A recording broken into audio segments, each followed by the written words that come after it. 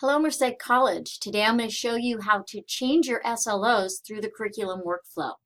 What you want to do is first log into eLumen, identify yourself as faculty in the discipline that you want to change the SLOs within.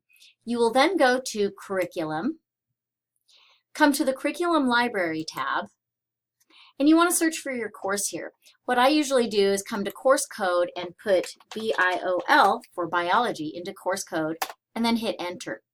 That'll bring up all the courses with the BIOL course code identifier. If I want to change, let's say, the SLOs for Biology 9, Introduction to Genetics, I click on Bio 9 and then I hit New Revision.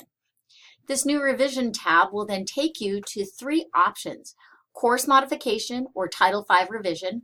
This would be selected for making any changes in your course, for a Title V update, or for your DE justification for your course. We have a tab for the CTE 2-year review for CTE courses, and then we have the tab for the SLO update. If you're updating your SLOs only, click on that tab.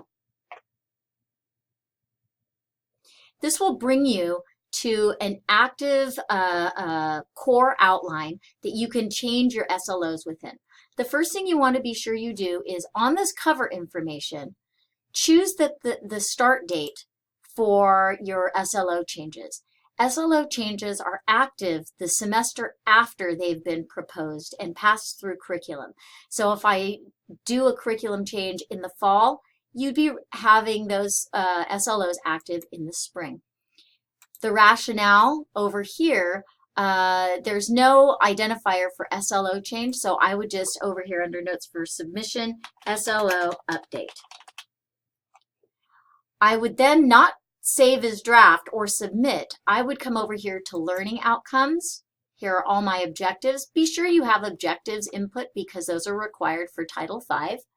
And then I could go in here and change my SLOs. You change an SLO by clicking on it. You could expand the screen and then modify your SLO.